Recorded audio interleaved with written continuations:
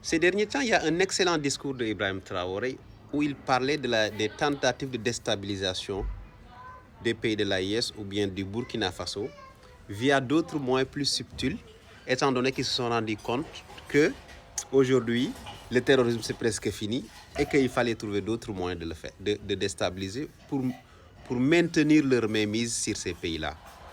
Je vais vous laisser écouter la vidéo. C'est une courte vidéo et après je vais vous donner les preuves qui montrent en réalité que ce qu'Ibrahim Traoré dit est la réalité. Aujourd'hui au Burkina Faso, ils ont une certitude. Le terrorisme, c'est presque fini. Qu'est-ce qu'il faut faire? Soit créer une rébellion ou créer une guerre civile. C'est ça. Et ils sont dans la manœuvre pour ça. On les attend. Et il faut que chacun à son niveau fasse attention parce que si les gens se laissent manipuler, on va les aligner, on va les allumer comme les autres aussi. Et vous avez des publications comme ça. Burkina Faso, le train de l'enfer a démarré pour les Peuls. Jeune Afrique veut remplacer la radio 1000 collines de Rwanda. Et on ne l'acceptera pas, cette manipulation ne doit pas passer. Et après, vous avez ça. Exaction contre les Peuls au Burkina Faso. Le gouvernement nie, les djihadistes veulent en profiter. C'est des articles comme ça. C'est pas fini. Et après, vous avez ça. Les Peuls et le djihadisme au Sahel, des amalgames dangereux. C'est pas fini, hein? Et après, vous avez ça. Au Burkina Faso, une enquête ouverte après appel à l'extermination des Peuls. Toujours, c'est des images comme ça, c'est des vidéos comme ça. En réalité, ces gens-là, ces médias de l'impérialisme sont très stratèges, je dirais. Parce que si vous voyez pourquoi ils choisissent de dire toujours les Peuls, les Peuls, les Peuls. C'est parce qu'ils ont vu que cette communauté est une communauté qui a fait, par exemple, toute la bande du Sahel. C'est la seule communauté qui est présente. De Dakar jusqu'à Djibouti, vous les trouvez là-bas. Donc le fait de les présenter comme des victimes d'un État pousse les autres, par l'esprit de solidarité, de venir combattre auprès de ces gens-là et de créer une guerre civile.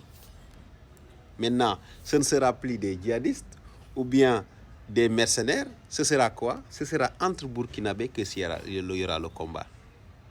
Malheureusement, il y a beaucoup de gens qui tombent dans ce piège-là. Et il y a beaucoup aussi qui comprennent, il faut dire la vérité, qui comprennent que ça, c'est des manipulations. C'est des manipulations. Parce que pourquoi c'est des manipulations? Aujourd'hui, si vous allez au Burkina Faso, le chef d'état-major général de l'armée, M. Moussa Diallo, il est Peul.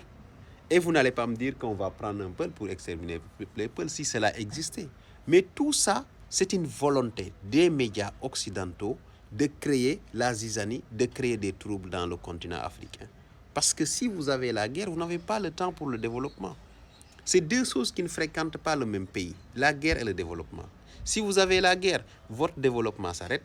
Si vous avez le développement, il faut d'abord résoudre la guerre. C'est exactement cette stratégie-là qu'ils sont en train de déployer au niveau du continent africain. Ils font tout pour qu'il n'y ait jamais de paix. Et ça, je vous ai montré que des articles de Jeune Afrique. Je vous assure que dans tous les autres médias français qui sont bien suivis sur le continent africain, c'est des articles pareils que vous voyez. De la diffamation, de la désinformation, de la manipulation. Et c'est dommage. C'est dommage parce qu'en réalité, devant ces gens-là, devait y avoir des journalistes africains.